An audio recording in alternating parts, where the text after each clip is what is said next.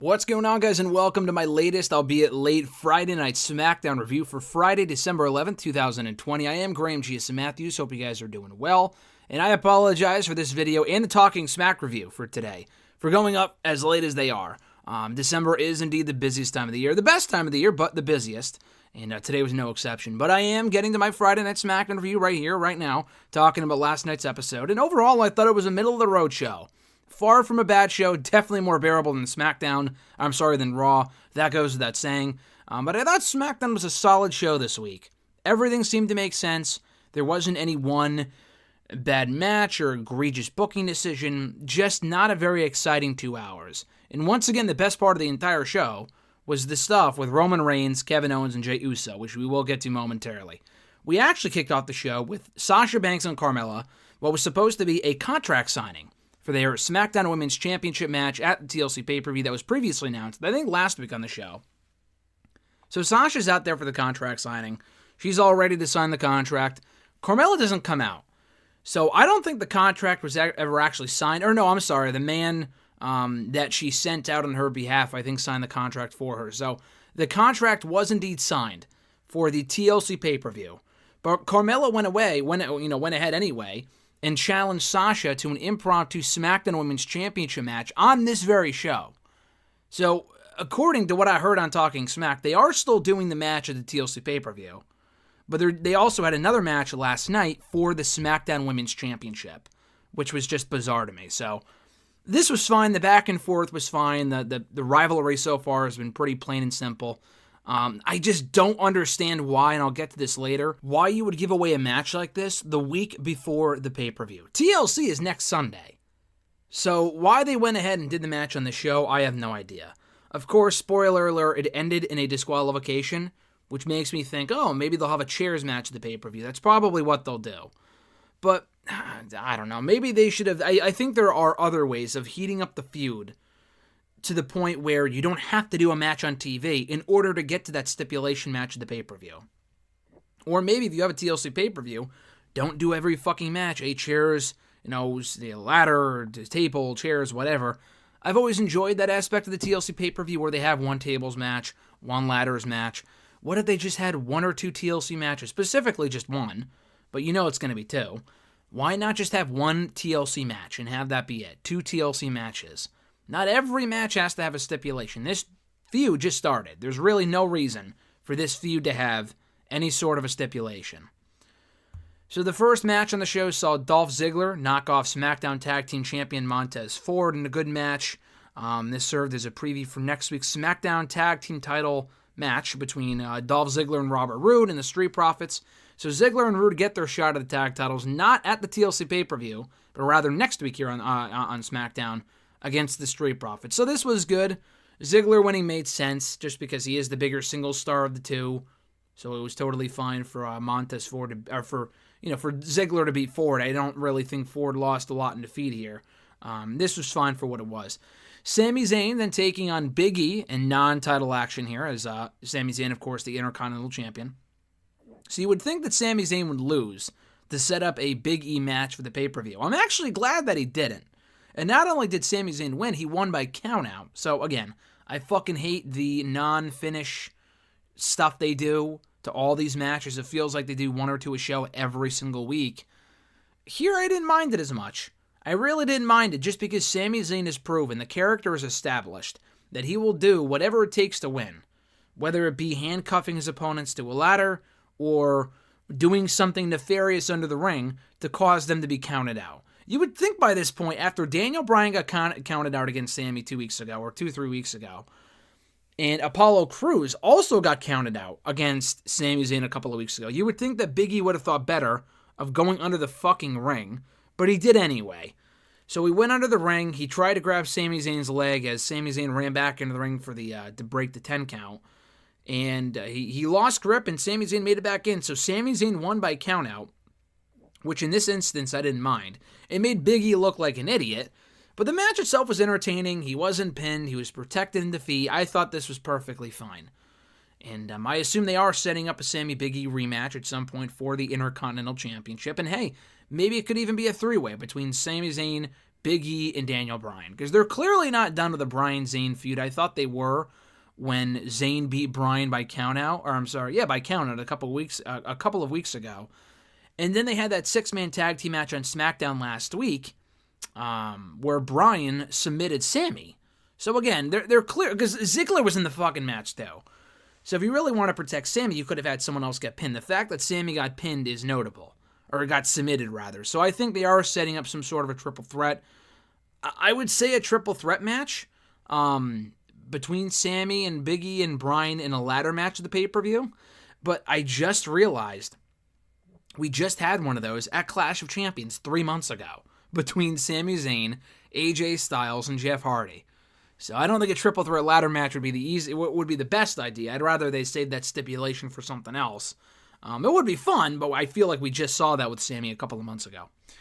So then came the Kevin Owens segment. They were supposed to go face-to-face here. They did not, at least in the way that WWE was advertising it. But Kevin Owens came out while Roman Reigns watched from the back on a monitor, where Owens talked about the importance of their stipulation, the TLC stipulation, their match at the TLC pay-per-view next weekend. So he kind of personalized all the items in the ring, whether it be the chair or the ladder or the table. How could I forget? Giving them all names. Oh, this is table. She'll be receiving you, which did not sound right at all. I thought it was a female. Like, he may have made it a female, male, I don't remember. But he's going back and forth about the importance of the TLC stipulation, which I thought was nice. Jey Uso came out because Roman sent him out there to silence Kevin Owens. So Kevin Owens was on top of the ladder talking about how this is the most important part, is this ladder, because I'm going to climb this ladder, not only after I beat you with it, but I'm going to climb up the ladder to beat you, to win that Universal Championship back. While he's saying all of this, Jey Uso sneaks up behind him with the steel chair and just plasters him with that steel chair right in the back. So he gets a couple of shots, and Kevin Owens eventually gets back at him, lays him out with the chair, and then he goes after Roman Reigns. Kevin Owens does not take any shit. So they go to commercial after that, and he tries to find Roman backstage, and the issue is that he found him, just not the way that he was expecting. So Kevin Owens is walking through the halls. He's limping after Jey Uso attacked him, and Roman also attacked him last week. So while he's doing all this, Roman Reigns, hiding over to the side, attacks Kevin Owens from behind with a chair. I don't know if he put him through a table. I thought he did in the backstage area. But he was looking right into the camera, was Roman Reigns, while he was beating up Kevin Owens, talking to Kevin Owens' wife, Kevin's kids. I thought that was really, really well done. And by far the best part of the show. I mean, it does not come as any surprise that the Roman Reigns saga, whether it be Roman and Jey or Roman and Bryan or Roman and Kevin, it's the best part of SmackDown. It has been the best part of SmackDown. It's like a trickling effect. I feel like the rest of SmackDown is better off because of the Roman Reigns stuff. Like, other storylines have improved with Roman around and stuff like that. But at the same time, though, and not every part of SmackDown is great, but it's just way more bearable than Raw. And having 2 hours compared to 3, I think, is a big factor in that. But at the same time, though, with Roman Reigns, he's just the best part of the show. I mean, whether it be his promos, his matches, his character work, anything this guy is involved in, even his fucking mannerisms are money. This guy is just doing the best work of his career right now, and it's so great to see. We then got a tag team match between Billie Kay and Natalya and their opponents, the Riott Squad, Ruby Riott and Liv Morgan. This match was set up in last week's Talking Smack. When the Riott Squad were on the show, Billie Kay interrupted, just making an ass out of herself. And then the Riott Squad were like, hey, listen, you want to interrupt us? You'll meet us in the ring next week. Find a partner, we'll face you. So Billie Kay's grand partner, as I just mentioned, was none other than fucking Natalya. I mean, this woman is almost always on the show. And I know SmackDown Women's Division is not very deep. They only have about... to be fair, this is pretty impressive. SmackDown's Women's Division, they have maybe about 8 women right now. Probably maybe a little bit more than that. They don't have a lot of women, though. They have the Riott Squad, and right now they also have the Sasha Banks, Carmella stuff going on over the SmackDown Women's Championship. And they also have the Bayley and Bianca feud, because they're doing Bayley versus Bianca Belair next week. They had an interaction on the show backstage. It was well done. They're facing off next week. That's pretty impressive, that for a division as small as it is, there's as many feuds as there are. Now, I wouldn't really say this is a feud, but that's probably why Natalya was on the show. I was hoping for someone either more notable or I don't know. But Natalya, despite beating Bayley last week, does absolutely nothing for me. Absolutely nothing. So the match was what it was. The Riott Squad won. The Riott Squad won as they should have. Billie Kay taking the losing fall. I mean, I really hope that's not the beginning of a tag team between Billie Kay and Natalya. I mean, why would you break up the Iconics if you just are going to put them in two other separate tag teams on two different shows? Peyton Royce is with Lacey Evans now, which is terrible. And I don't think Billie and Natalya will be a regular team, and especially considering they lost here. But, I mean, listen, I didn't give a fuck about the Iconics really at all on the main roster, but isn't that a bit of a dumb decision to break the two up only to put them right back in tag teams? That makes absolutely no sense. I think Billie Kay would be better suited in the, not managerial role, but like as an assistant. Kind of like what Eve Torres was to Teddy Long, or John Laurinaitis, rather, back in 2012. Something along those lines. Because they teased it on Twitter, I think Adam Pearce did, saying that, her applications are open. Maybe I should, whatever. I have someone in mind for the job. And Adam Pearce's role has not at all been defined on this show, which is part of the problem. But having Billie Kay as his assistant could be interesting. And I don't know if that's what they were teasing when they had Chelsea Green confront Adam Pearce backstage several weeks ago. Probably not. That was just a coincidence. But I think Billie Kay would be good in that role, though. She may not be in the ring too often, but maybe she will be, because, again, SmackDown does not have a lot of women, so maybe she would be. But anything is better than a tag team with Natalya. That is a career killer right there. And Billie Kay will not go very far on her own, I would imagine, but a tag team with Natalya, it doesn't get much worse than that. Shinsuke Nakamura and Cesaro knocking off the team of Chad Gable and Otis in a good little match. So they're going back to the whole American Alpha Academy thing, whatever the fuck they're calling it.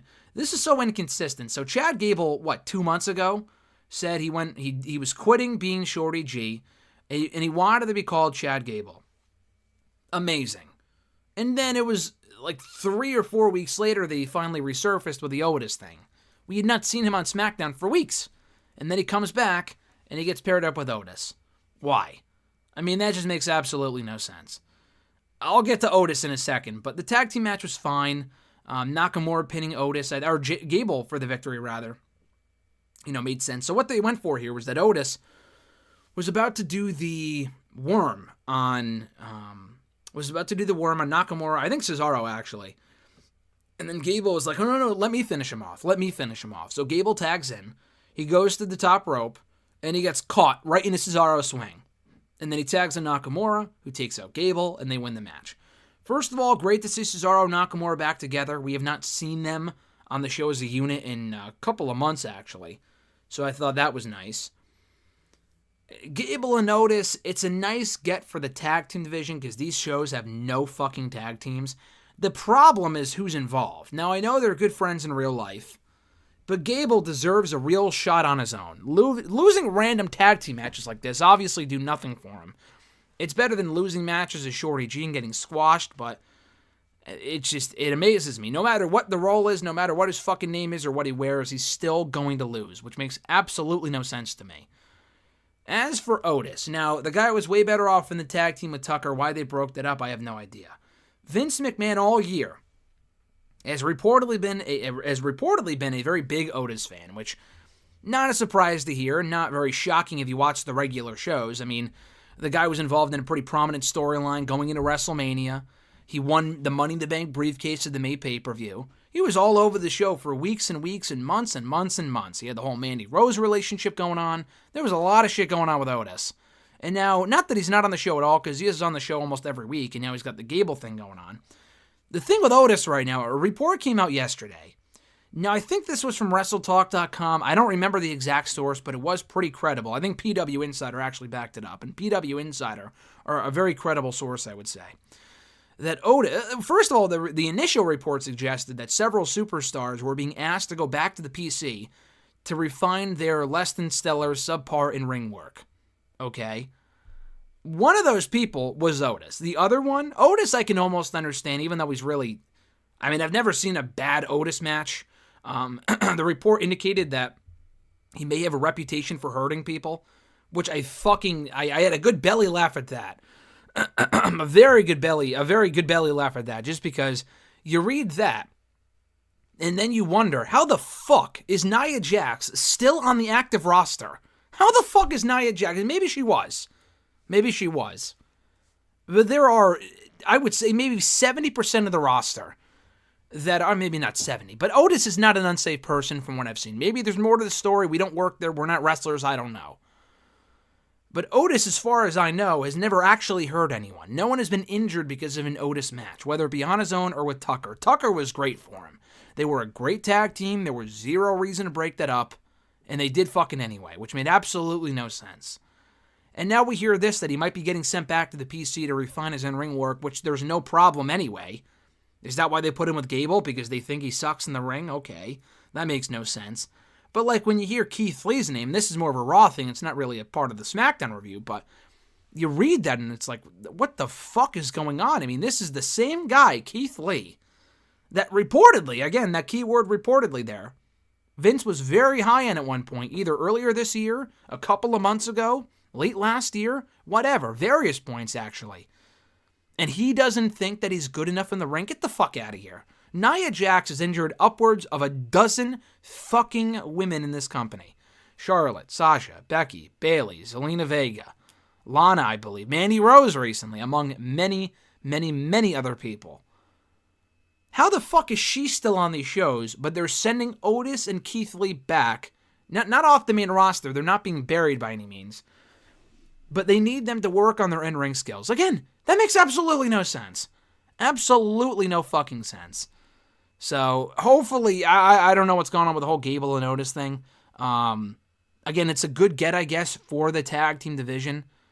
But at the same time, though, it's like, these guys could be doing way more. And I know Otis really had no business being the Mr. Money in the Bank to begin with. Gable, though, really should be on his own, doing his own thing, shining as a single star.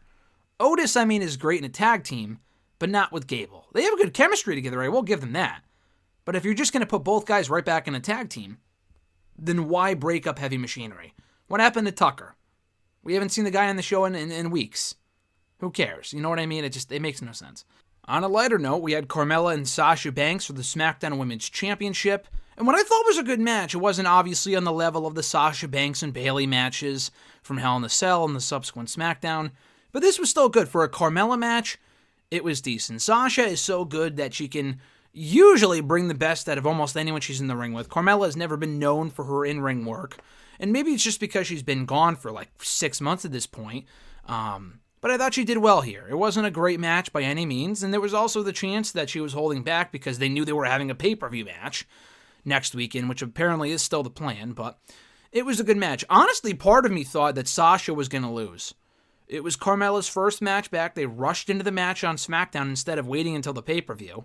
So part of me thought that Carmella might win. So as much as I didn't like the finish on the show, I guess it is better than Sasha losing already, which is kind of her gimmick. I know she beat Bayley in her first title defense, but she just recently surpassed the record. I haven't seen a lot of people mention this, but she is now in the midst of her longest singles title reign on the main roster.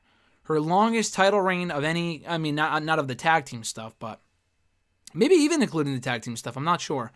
But her longest singles title reign in the main roster since she was the NXT Women's Champion 5 years ago. And that was while she was in NXT, of course, so at least not towards the end, but you know what I'm saying.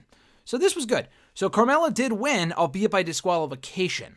So Sasha, they did the old finish where Sasha got pissed at Carmella because the guy that went out to sign the contract for her earlier in the evening, he got involved and there was all these shenanigans and all this other shit. So she got pissed at him. She attacked him. I think did the bank statement to him, or at least did the backbreaker part of it, the backstabber part of it. And she was beating the shit out of Carmella in the corner. And in doing so, she gets herself disqualified. So Carmella is awarded the victory by disqualification. Sasha Banks got laid out afterward via a bottle that Carmella brought to ringside with her because they celebrated. They had the whole celebration stuff all at ringside in case Carmella won. The guy did. And they were acting a little flirty, which was weird in front of Corey Graves. And I don't think they've ever actually denied the fact that they're a couple on TV. I'm pretty sure that is WWE canon. So the fact that Corey would be okay with this other guy being flirty with his girlfriend is a little weird, but hey, if that's how it is in that relationship, no judgment. So in all seriousness, though, I thought this was a good piece of business to close out the show. Carmella standing tall, and we are still getting that SmackDown Women's Championship match at the pay-per-view next weekend. So that closed out what I thought was, again, a middle-of-the-road show. There really isn't a lot to say about this episode, which is why this review is a bit shorter than usual. The best part, again, was the Kevin Owens, Jey Uso, and Roman Reigns stuff. Right there, smack dab in the middle. And usually it dominates the show more than it did here, but I thought it was still good. The Sami Zayn Biggie match was fun with the clever finish. Dolph and Montez was, good for what it was, well wrestled, nothing to write home about, but it served its purpose in building to the next week's match for the SmackDown Tag Team titles between Ziggler and Riott and the Street Profits. And also on that show, as I mentioned earlier, we're also getting Sasha Banks, or rather Bayley versus Bianca Belair, which would be very interesting. Another match I'm very surprised they're not doing a TLC. Maybe they do something similar where they set up the need for a rematch of the pay-per-view. I don't fucking know. But we got that next week. And yeah, I just, the Riott Squad versus Billie Kay and Natalya. Who cares? Nakamura and Cesaro versus Gable and Otis. No stakes. Who cares? But overall, I thought it was a middle-of-the-road show. Not too bad. Maybe one of the weaker SmackDowns I've seen in recent memory. Definitely not among the best. But it wasn't too terrible either. It was a solid show. But if you did not catch SmackDown on Friday night and you're looking for things to kind of go out of your way to watch from the show, definitely, in my opinion, the Kevin Owens, Roman Reigns, Jey Uso segment. It was excellent. So, anyway, that is my review for the Friday Night SmackDown episode for, December 11th, 2020. Thank you guys, as always, for checking out these reviews. I appreciate it. If you're listening to the audio on WrestleRant.com, check out the rest of the content on the website. If you're listening to the audio on YouTube, be sure to like the video, drop a comment, share the video, and subscribe to the channel for more content, including my Talking Smack review, which should be up at the same time that this video goes up. And more SmackDown reviews every single Saturday. My interview with Goldberg went up yesterday, so be sure to subscribe for more exclusive interviews with the likes of Sasha Banks, Seth Rollins, Triple H, Kevin Owens, Finn Balor, Jeff Hardy, Bianca Belair, and so many more superstars. So at any rate, guys, enjoy the rest of your weekend, enjoy the holiday season. I'm Graham G. Matthews, and I'll catch your ass down the road.